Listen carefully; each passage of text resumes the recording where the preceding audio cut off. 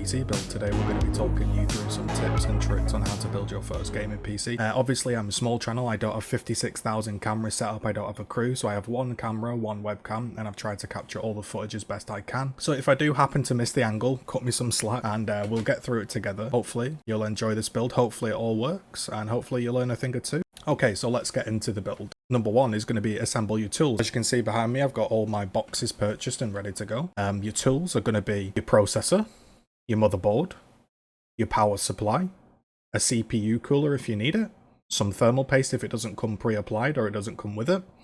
Maybe you need some additional fans. You're going to need a case. You're going to need some storage. You're going to need maybe 1-2 pen drives depending on how you're feeling. 1 pen drive for Windows, 1 pen drive for a BIOS update. Maybe you need a little screwdriver, a little cross-headed screwdriver. Magnetic would be best because then you don't drop those little tiny screws. And yeah, that's it really. So you've purchased everything, everything's good to go. You've had a research and you've picked the things that you can afford or the things that you want, and you're ready to go. So first of all, for me, you can see I have a Ryzen 9. The Ryzen 9 doesn't work with my board out of the box. So I needed to update my BIOS. Now the updating of the BIOS is a 10-minute process, and I won't bore you with that entire process. On the screen here is a separate video with exactly how to update your BIOS. Basically, if you want a quick and dirty version of it, you're going to grab a USB stick, plug it into your computer, and you're going to format it to FAT32. You're going to download your BIOS file, renamed the BIOS file to msi.rom in capitals, put it on my pen drive, and I was done.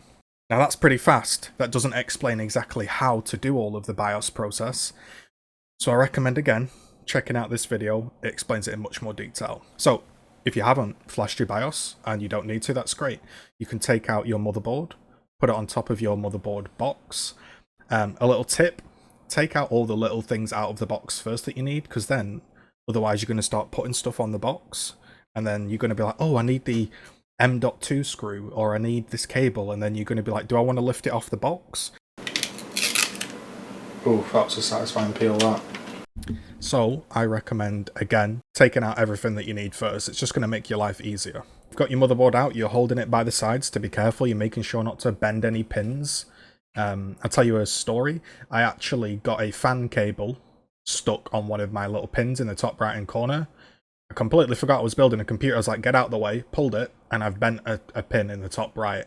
Luckily, the pin isn't necessary, but do be careful. Don't be an idiot like me. So then you're going to get your CPU, and this is the moment where you're like, okay, I really don't want to break this expensive thing. And all of a sudden, 2 minutes into your build, you're putting it in, and you're like, okay. So I flipped it over. Is there any bent pins? Have a look. No, seems to be fine. And you're on the Ryzen systems, you'll notice there's a little gold triangle on the processor. And on the motherboard, people were telling me there's a little triangle to line it up with. I couldn't see it. What it actually is a little circle on the sort of top left of the board. It's a little silver circle for me, and that's why the two match up. If you want to be a bit crude about it, the Ryzen pin goes across this way, and the Ryzen letters go across this way. So that's kind of how it's going to look. And how you're going to hold it is you're going to hold it by the side. You're going to grip it tightly by the side, not touching the pins, just don't want to drop it, so you're holding it by the side from a very, very low height, keeping hold of it tightly from the sides, and it's going to sink in there and it's going to feel secure. You can give it a tiny wiggle side to side, just gently, and it'll feel secure in there, and then you're going to put that pin down. And then that's basically within reason, that's secure now. You know, if you touch the top of it, it's not the end of the world. It's not going to break or anything like that. That's pretty much like relax, that's done now. Then, next you're going to install your RAM. So I got 32 gig, which was 4 sticks. So I didn't need to figure which socket to put it in. You want to put them in the matching colours. So it'll be like first slot empty, second slot full, third slot empty, fourth slot full. Making sure, you know, they're in the right channel. You can always check your motherboard, but it'd be very clear where they're meant to go. So you want to make sure you get the right orientation so it flicks in and the slot lines up. And all it is a case of taking your RAM, unclipping the two things, putting it in the right orientation, and pressing from top to bottom, a firm press. You can press down harder than you think and it will click. I was like, I'm pressing pretty hard, it's not going in. Press a little bit harder, it'll click in. And then you just install your RAM like that. Your RAM's like the simplest job. Anybody can Anybody can install RAM. That's why if you have a problem and you ring up on the phone, they might say, we want you to reseat your RAM. They let basically anybody do that because it's one of the simpler steps in the PC process. So next, you're going to want to sort of get your thermal paste ready, but I chose Crynaut Grizzly. It's one of the better thermal pastes. The Noctua NH-D15 does come with thermal paste. It's neither here nor there. The only reason I ended up using the Thermal Grizzly was I had it from when I originally replaced my thermal paste on my older PC a few months ago, so I just kept it. Some coolers come with pre-applied thermal paste on the bottom of the cooler. So just set that to one side at the moment, we'll use that in a second. Next you're going to install your cooler. If it's a Ryzen sort of Wraith Prism, these things just sort of clip on. There's hundreds of tutorials online, so I'm not going to cover that. For me, I used a Noctua NH-D15. What I ended up doing was unscrewed the mounting brackets on either side and then replaced them with the built-in Noctua ones. Once that was done, I sort of screwed it all in, and I was kind of left with a situation of like this little stick. Make sure the stick is pointing upwards on the NH-D15 and check the orientation of the bend of the little clamps that go on. This is covered in your manual. You'll notice they sort of bend in a certain direction. That's what you want to be careful of. Then you're sort of going to be putting the big heatsink on top of the CPU, and that little plate is going to connect with your CPU plate. First, you want to peel off that sticker, and you want to put a blob of thermal paste in the middle, just like a pea size. Now, because I'm using a really high-end CPU and a high-end CPU cooler, I this time went for slightly more thermal paste than I probably normally would do. And the Noctua NH-D15 has a really good mounting system. You have to put a ton of pressure to actually get it going. And I was like, with this amount of pressure and a good amount of thermal paste, it definitely gets some good coverage. That's what I wanted to do. I didn't want to have to undo it and have to redo thermal paste or anything like that. So I put maybe a tiny bit too much on, but it's better to have ever so slightly too much than not enough on top of those little things that stick up. And don't worry, they say this way up. Noctua have made it very easy. I looked throughout the manual for about 10 minutes and I was like, which way do these go up? And then I looked at the actual product, it said this way up. I was like, oh, okay. Then I put the CPU cooler on top and I lined them up and I was ready to screw in. This is where it comes with a free Noctua screwdriver. I found this thing to be dreadful. I don't know why. I couldn't get any grip on it, and you had to use a lot of pressure. These are spring-mounted, like, tension springs that then screw into, like, the other hole. So they're kind of, like, screwing in. And to get it initially connected, I was putting a lot of pressure on. So don't be worried. Like, it's in the socket. The pins aren't going to break. You know, don't be absolutely the most pressure you can humanly do. But I was doing a very good amount of pressure. Eventually, it connected on. I ended up using my own screwdriver, not the Noctua's, because I just couldn't get that grip. Once the first one was connected, I did make the mistake of tightening it too much. And then when I went to the other screw, there was a large gap for it to cover, and it just didn't feel right. I was like, I don't want to press down all that way. So I went back and I unscrewed the other screw ever so slightly. So it was still in, but not, you know, too far down. And then I got to screw the other one down. And eventually, with the mounting system, with some CPU coolers, you're not sure how much to tighten. Noctua sort of just stops. You'll be tightening it and tightening it and tightening it and be like, this is so much pressure. This is maybe too much. And then you'll feel it stop. And that's when you stop. That's why I think they get such good temperatures, because the mounting pressure is very good. And overall, now that I've installed the cooler, I can say that this is probably the best mounting system I've used, much better than the 212 Evo cooler from Cooler Master. That thing was a nightmare. There was a few moments when installing the Noctua cooler, but overall, now that I've done it, I kind of understand it.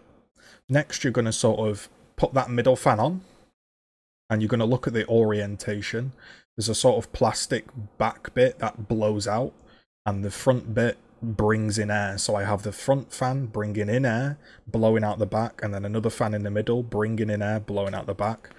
The only awkward thing about this is the clips. You sort of clip them on the outside. Also note, when you're initially taking off the fans, you can use a lot of pressure to pry it off. It's on there quite tight. And then how do you get the second fan on, which doesn't have the clips? Well, the clips come in the box, and you can just copy the way it is on the other fan. So the little holes sort of go on the outside.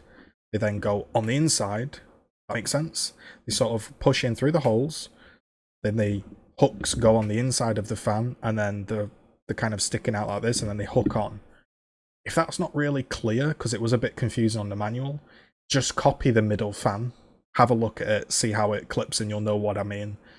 And then, yeah, you're good to go. The front fan might have to be raised ever so slightly so it can fit over your RAM. Mine is ballistic RAM. It's kind of low profile, so it only had to be raised like 1mm or something. I recommend honestly getting a case with like 180 clearance. Just type in the name of your case with CPU clearance, because it can get quite big. But hopefully that explains how to put on your cooler and your fans. And now on your motherboard box, you're going to have a CPU, cooler on top, the CPU inside, and the RAM. And honestly, at this point, you kind of get in there. So next, are you going to be installing some internal NVMe SSDs? So for me, I looked everywhere online and I couldn't find this guide for the second M.2 slot of an X570 Tomahawk Wi-Fi. The first one, yeah, it's self-explanatory. But the second slot, I couldn't figure out how to screw it in. And so I'll talk you through that one. It's going to have a little heatsink over the top, and you're going to just unscrew those two slots. Put that to one side. It's going to have a blue piece of plastic on it that's like a covering for the sticky substance that connects the two. So just leave that plastic on there, put it to one side. Keep track of your screws. And then you're going to take your M.2. You're going to have a look at it. The end of it, it's going to be kind of split, a gold end. And you're going to line it up. When you look at it, it'll just become very, very obvious where it goes. And you want to put it in at about a 30 degree angle. So you sort of come at it from like this, and then it goes in. Just give it a little push, make sure it's in there. So now you might notice under the NVMe is a little standoff. Make sure that's in the right place and it lines up. When it pushes down, there should be a screw. That's when you then go to your motherboard box. You hold down your SSD and you put in that tiny, tiny M.2 screw, and it screws into that little other silver screw. So get your magnetic screwdriver and just it'll just plop in there fine. So don't lose them because you don't get many of these. So then a simple case of peeling off the plastic off the heatsink, putting that back on top where it came from, and screwing those screws in. And the screw on the end of the heatsink will screw into the sort of silver standoff looking thing, and it'll lock in nicely. And they're really, really simple to put in. The second M.2 slot was just backwards. So everywhere I looked, it told me you need to do this process again. I was like, okay, did the same process, and I could not get the M.2 screw in. No matter what I tried, I just couldn't get it in. Ejected myself into the video because my explanation wasn't the best. The top slot M.2 has a longer heatsink than the bottom slot. These two screws, I got rid of these two screws, and then I was able to lift the M.2 heatsink away. I then put my M.2 into the slot, and there was a little connection here which I screwed in. I went into my motherboard box and I got my little M.2 screw and I screwed it in. So then when I came to get my big heatsink and put it on top, the heatsink sort of screwed into this area here on the second slot. Because it is shorter, when you go and do the same step and you remove that M.2 socket and then you go ahead and you put in your M.2, then underneath is this circle here, is this metal standoff. So the washered end of the heatsink screws in to that circle and you're done. That's all you have to do. However, I was trying to put an M.2 screw in here. I screwed it down. Then when I was putting my heatsink on top, I was trying to screw into a screw and I just couldn't work out why it wasn't working, because I followed the exact same steps at the top. You might also want to be careful that under the second M.2 slot, there might be extra standoffs pre-installed. I don't know why the manufacturer board didn't say this, the manual, nothing online. It just said copy what you did in step 1, which isn't true. Next, it's time to go to your case, take off the case panels, spin that round, and you're beginning now to put in your motherboard. Now, there's going to be for an ATX motherboard, which is basically what 99% of people are going to use. An ATX is just your standard motherboard. there's going to be 9 standoffs. So just check your case if there's 9 little standoffs installed. And then I checked my case. Mine comes in a lovely little box, like an accessory kit, and it had a box of screws. It said 24 screws, and these screws just fit into the motherboard. So once the motherboard's going in, it's sort of hanging onto the clips, and then you're going to put some screws in and that'll tighten it down. So what I did to make this easy was I led the case down. That way I'm sort of lowering it onto the standoffs, and then it's not going to fall whilst I'm finding the screw. So I put my case down. I sort of put my IO shield into the gap, plopped it in there. Do remember, if your motherboard doesn't come with a built-in IO shield, to connect that on first, because otherwise you're going to be very upset when you get to the end of your build. So put that on. Mine was inbuilt, so I could just slide it in and it drops in. Now that the motherboard is into the case, you're going to drop it in there, screw it all in. Now I did top left, top right, bottom left, bottom right. Then it was holding, and then I've put all of the other screws in. So you're going to have 9 screws, and make sure all of the screws are in. They're going to be installed to be tight, but not overly tight, or, you know, not absolutely cranked in. Just a nice snugness, so they're holding your motherboard. Next, you're going to be going ahead and you're going to be installing some additional fans. Again, making sure they're the right orientation. So I wanted exhaust fans. My front 3 were installed. My exhaust fans, I want it bringing... It sucks the air that's inside the case and then blows out the back. So just make sure your orientation is correct. And don't worry if you do get the orientation wrong. It's not the end of the world. As long as if they're all wired up at the end, you can always unscrew them, flip them round and screw them back in. That's not... Don't stress about that. Your fans aren't like the most important thing, because ultimately, even if there was no fans in the case and none of them turn on, it's not going to blow your PC up or something. It will still post, as long as if your CPU cooler's spinning. And even then, I mean, you shouldn't do it, but even then, you could even boot a system without a CPU cooler just to see if it boots.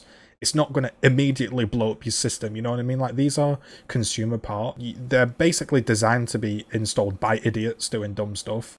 If your fans aren't spinning, it's not the end of the world. My fans didn't spin when I turned on my computer because I did it wrong, but it's fine, it posted. So you're going to screw those fans in. I screwed them into the top. Now, these were cheapo RGB fans. They actually look fantastic, and they shift a lot of air, and they're cheap. They're easy DIY fans. I got 6 of them with a controller for like £40, but the screws they came with were absolutely awful. And I sort of threaded some of them because they're just naff screws, but it is what it is. Maybe you get better fans or whatever. So now your fans are in, just put the cables sort of behind the tray. Keep a track of where they are, you know. I had 3 cables from 3 fans. Then you've obviously got your power supply, and they're all labelled on, you know, even on the cable. Mine literally said CPU, PSU, which meant this end goes into the CPU part, this end goes into the power supply. Now, maybe that's because my power supply was a bit more premium. It is a Asus ROG or whatever it is power supply. It was COVID, and that's the only thing they had. It's basically a rebranded Seasonic 850 watt gold. So mine did say which end they plug into, so do be careful to put the right end in the right thing. But again, your motherboard instructions are going to cover that. And I've basically plugged it into the CPU pin. I got the Noctua splitter. So this comes out, so it's like a 1 plug into a 2. And then the 2 cables coming from your 2 Noctua fans on the CPU click into it like this. And again, I just took that behind the motherboard tray. I've got my CPU power going in, same thing again. And everything's kind of just fairly standard. And really, you're kind of honestly getting there. You know, next you're really going to put in your graphics card. So I uninstalled the little PCI expansion slot with a little screw. I took out the 2 I needed, and it's going to go into the top slot because that gives the most power to your graphics card. Gives the most PCIe lanes, I guess, to be specific. Yes, you can plug it into the bottom one if you needed to test your top slot was broken, but it goes in the top one. You're going to flick that little switch slot like you did with your RAM, and then you're going to take your graphics card, fans down, push it in. You can push it in quite firmly and it's going to be fine. You're going to put those screws back in because that then holds the GPU and stops it sagging. Again, not hugely important that if it sags a little bit, it's not the end of the world, but do get those screws in, try to stop it sagging, because the bigger the card, the more it pulls. You don't want it pulling your PCIe bracket and breaking it. So just screw that in, that's good to go. Then I have my 3 fans. Those cables went underneath and into the bottom area. My fans have a 4-prong thing, so the 3 front fans went into 3 of those slots. And then for my sort of easy DIY fans, this was much more simple. So the controller sits in the bottom of my case. I'm going to plug in SATA, plug all of the fans into the controller, and then the controller is going to go on one of those 4 pins, and then they're all hooked up. Do note with this case, which is a P500A, the fan was irritating. Fans, the little 4-pin thing that was dangling, they were all tied up and I couldn't find them. Just note, you unzip tie them, you're going to have 3 fans with the little 4 pins. You can buy a splitter to do a 3-for-1 daisy chain if you want to do that. I just plugged them into their own fan header, and that allows the buttons on the top of the case to control the RGB. If you plug in the little header, which is like it's like a 4-pin. So if you plug in the little header with like a 4-pin with 1 missing, that goes into the J Rainbow slot on this motherboard. That allows you to control it through software, but I didn't want to fill my computer with a load of RGB bloatware, which ruins performance and honestly causes some issues, like your PC never downclocks because it's constantly updating your lighting. I just wanted the front case to deal with the lighting, and my easy DIY fans are controlled by this remote, so I can change the speed, the colour with this. So yes, you could get like PWM fans, you could set up more complicated lighting, but for me, I kept it simple. 3 fans going into 3 headers, and then the easy DIY ones went into the controller that came with the PC. And I'm controlling my lighting with the front of the case and a remote. So I'll set the front to blue, and then I'll set the back to red with the remote. That way I don't need any software, any bloatware, stuff like that.